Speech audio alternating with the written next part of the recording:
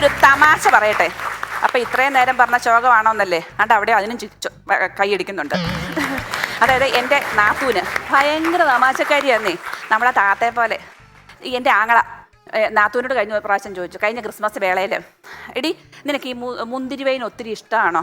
അപ്പോൾ അവൾ പറഞ്ഞു, ചേട്ടാ എനിക്ക് മുന്തിരി വൈനൊക്കെ ഇഷ്ടമാണ്, പക്ഷെ ഒന്നുകൂടി ഇഷ്ടം സണ്ണി വൈനാ.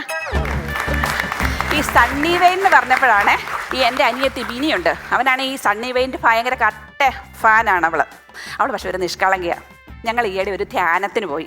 അവിടെ ചെന്നപ്പോൾ അച്ഛൻ സ്വാഭാവികമായിട്ട് ചോദിച്ചു, നിങ്ങളുടെ ജീവിതത്തിൽ ഏറ്റവും കൂടുതൽ സുഖകരമായി തോന്നിയ ഒരു അനുഭവം ഒന്ന് നിങ്ങൾക്കിവിടെ വർണ്ണിക്കാവോ എന്ന് ചോദിച്ചു.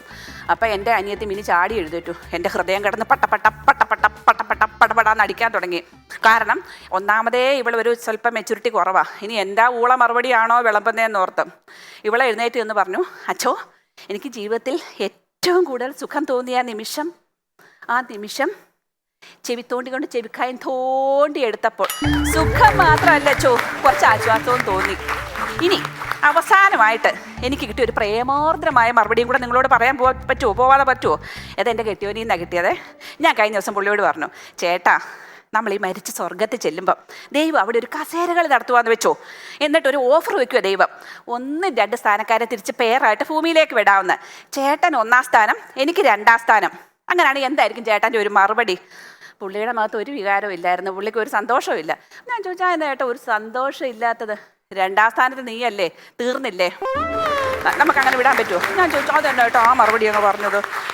നമ്മളൊരു 10-30 വർഷമായിട്ട് നല്ല റൊമാൻറ്റിക്കായിട്ടൊക്കെ അങ്ങനെ കഴിയുമല്ലേ.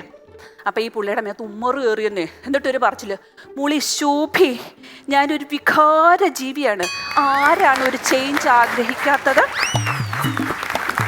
ഈ പുള്ളിക്ക് നമ്മളൊരു മറുപടി കൊടുക്കണ്ടേ? ഞാൻ കൊടുത്തു. അന്ന് വൈകിട്ട് തന്നെ കുളിച്ച് ഒരുങ്ങി സുന്ദരിയായി മുല്ലപ്പൂവൊക്കെ അങ്ങ് ചൂടി, എന്നിട്ട് ലിപ്സ്റ്റിക്കും ഒക്കെ വെച്ചിട്ട് പുള്ളിയുടെ മുമ്പിൽ ചെന്ന് നിന്നു. നമ്മുടെ ഈ സ്പടികം സിനിമയിലെ ആടുതോമയുടെ മുമ്പിൽ നമ്മുടെ സ്മിതക്കുട്ടി നിന്ന പോലെ ആടിപ്പാടി അങ്ങ് തിമിർത്തു. എങ്ങനെയായിരുന്നു കാണുന്നു? ഏഴിമല പൂഞ്ചോല മാമലയ്ക്കു മണിമാല പുത്തഞ്ഞാറ്റുവേല കൊഞ്ചടി കൊഞ്ചടി കൊഞ്ചടി കൊഞ്ചടി കൊഞ്ചടി കൊഞ്ചടി കൊഞ്ചടി മുത്തൻ. ചേട്ടായി ഇൻഹെയിലർ, ചേട്ടായി ഇൻഹെയിലർ. ഞാൻ ഇത്രയും കിടന്ന അണച്ച് പറിച്ചിട്ട് പുള്ളിയുടെ മുഖത്ത് ഒരു വികാരമില്ല. ഞാൻ ചോദിച്ചു, ആ എന്താ ചേട്ടാ ഈ കല്ലിന് കാറ്റ് പിടിച്ച പോലെ ഇരിക്കുന്നേ? അപ്പം പുള്ളിയുടെ മറുപടി, നീ സിൽക്ക് സ്മിതയാണോ ആസ്മാസ്മിതയാണോ? തന്നെയല്ല, ഈ തേങ്ങ പത്തരച്ചാലും താളല്ലേ കറി.